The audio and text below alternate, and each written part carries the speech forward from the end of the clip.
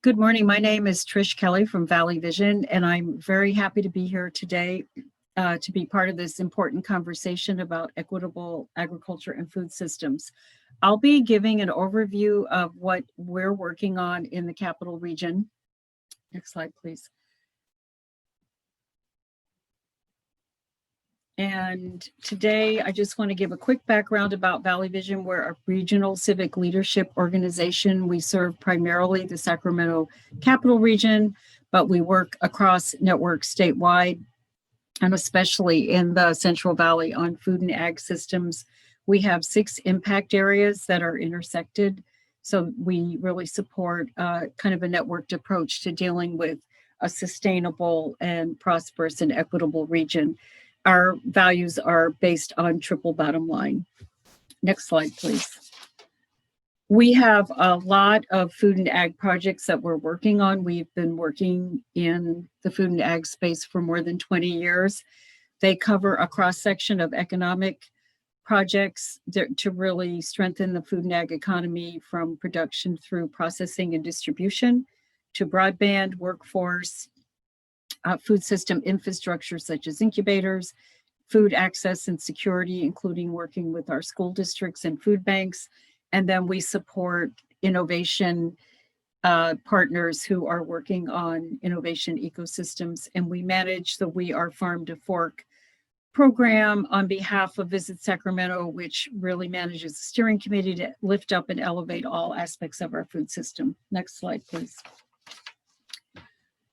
5 years ago, with the Sacramento Region Community Foundation and a network of community partners, we prepared a food system action plan to set forth a blueprint for the region, because there were so many things going on, but we didn't have a lot of coherence around that. So I mentioned this because it's still a framework that is relevant. Certain things happened, especially strengthening the emergency food system, but we have a lot of work to go, especially with the impact of the pandemic. So we're working with the foundation and partners to see if we can update this plan. I wanted to just highlight a few aspects. Next slide, please. One of the big areas of need is to localize our food system for more sustainability across the supply chain and to strengthen our farmer networks.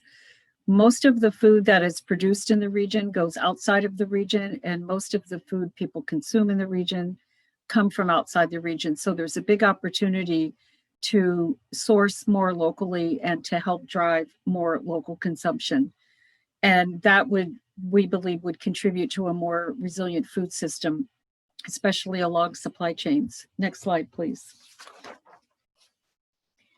One of the areas that we looked at in localizing the food system was looking at market drivers, the increased demand for fresh local foods, but also the growth in organics and healthy food products, growing the next generation of farmers and food entrepreneurs, because we need a skilled workforce and we need to be able to farm, supporting local growers through expanded markets, keeping ag lands in production, etc.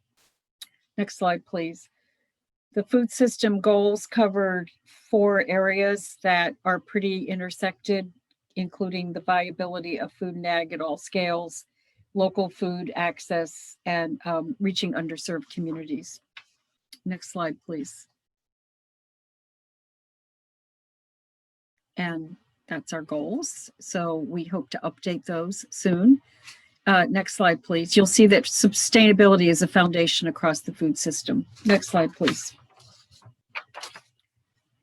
We also work with a lot of partners to document what's going on in the food and ag economy and the critical importance to the regional and state economy. This is a new report on California's working landscapes that came out last fall with input from the Community Colleges Center of Excellence and University of California Ag and Natural Resources.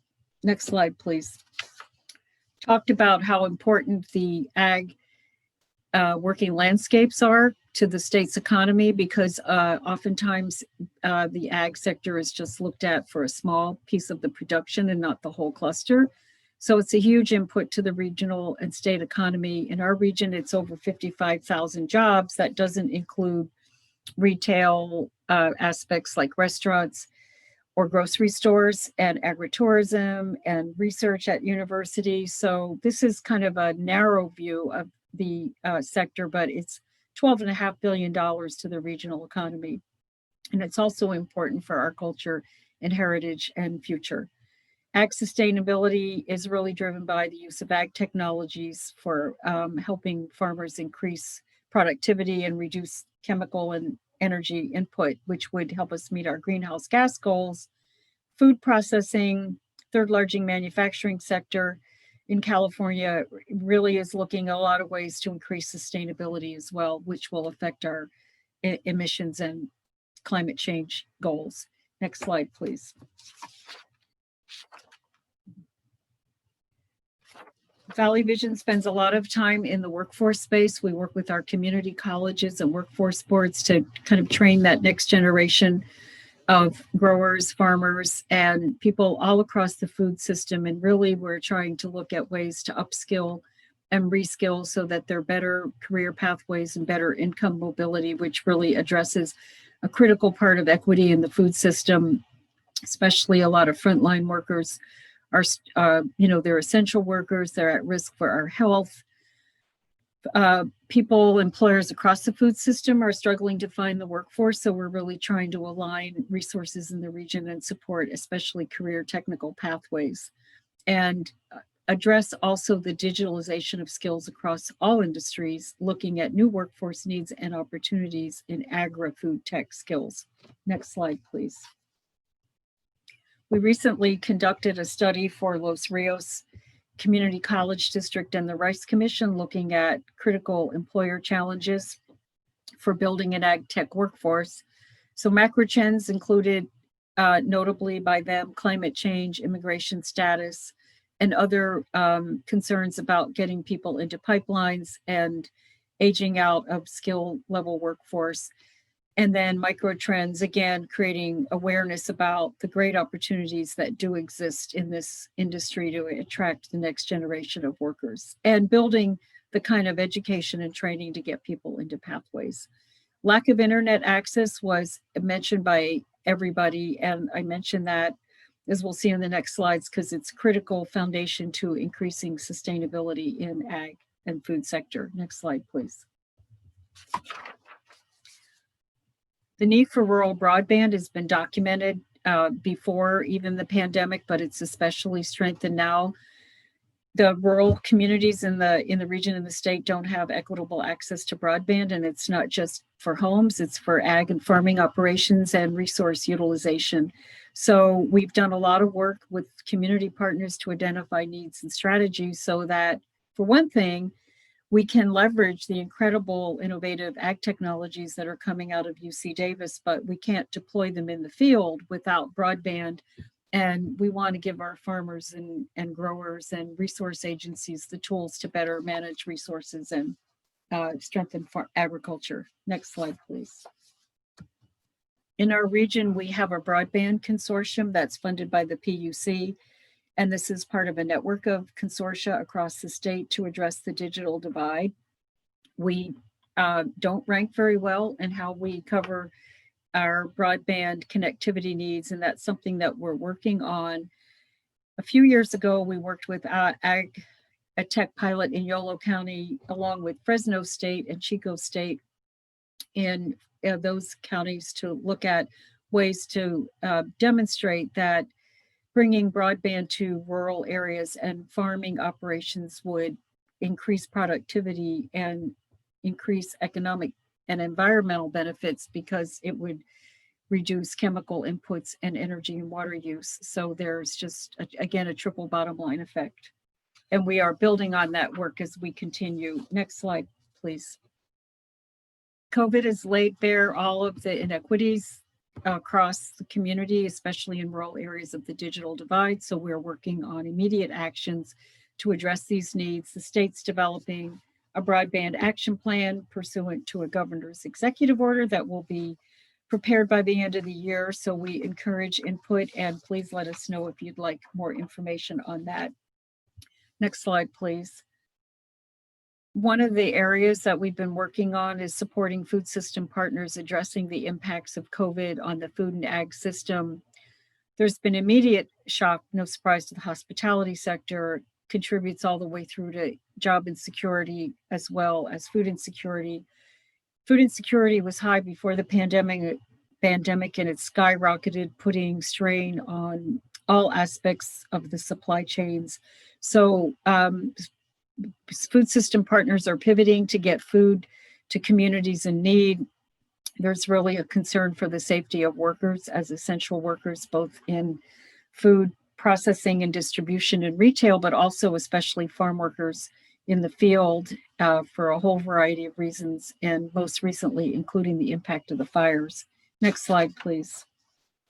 Some of the responses are networks of partners working to repurpose supply chains, helping farmers find new markets, food distributors find new markets, repurposing restaurants to produce foods to meet food supplies for communities in need, homeless, seniors, low-income families, school children. There's a lot of partnerships happening and rapid shifts to new models, but what will the long-term impacts be on supply chain and levels of need? So how do we reduce food insecurity and food waste, which was really high before COVID? So we're trying to address those issues, and how do we build on emerging innovations? Next slide, please. One of the assets that we feel we have is our new economic strategy that was completed this year based on input from the Brookings Institution a few years ago, looking at our regional economic standing and how we can build an inclusive economic growth strategy. This plan also serves as our region's federally designated comprehensive strategy, which qualifies us for federal funding. And that's really important for our food and ag sector because the agency, Economic Development Administration, has funded our regional partners like UC Ag and Natural Resources, UC Davis, and our Ag Start Incubator, and their opportunities for future funding. Next slide, please. The strategy identified economic opportunity and competitiveness standing for our food, ag, and health innovation sector connected with life sciences, which are both strong assets of UC Davis. Next slide, please. And the strategy is founded on not only new market opportunities, but the urgency to protect our food supply and environment and health. We're addressing the global food challenge with need to feed more people sustainably with less resources and lots of challenges across the whole food system. So we want to be part of the solution and the innovator for systems and across the whole food system. Next slide, please.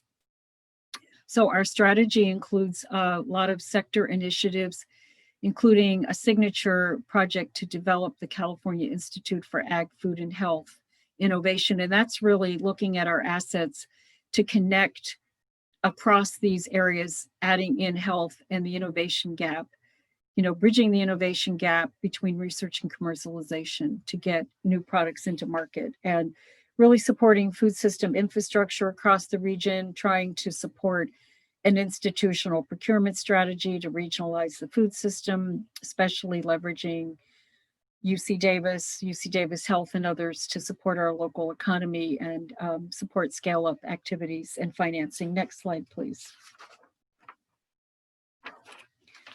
What's next is that we're really focusing on economic recovery to strengthen regional food system and increase resiliency. So broadband, workers getting back and reskilling and helping them be more ready for the future of work with ag tech, supporting increased food access and sustainable supply chains. We're seeking a pilot with Healthcare Without Harm, which has been working with UC Davis Health. We want to provide planning tools for growers so they know where new market opportunities are and adapting to the need for sustainable planning. Next slide, please. And we'll continue driving the prosperity strategy cluster initiatives. There's a partnership with UC A&R, the Verde Innovation Network for Entrepreneurship, to get increased funding from EDA to support our initiatives, leverage the governor's new executive order to conserve farmland and state land and coast waters, with rancher and farmer-led solutions, and then the new UCSF grant for AI Institute Next Gen Foods. So thank you very much. Look forward to questions and working with everyone.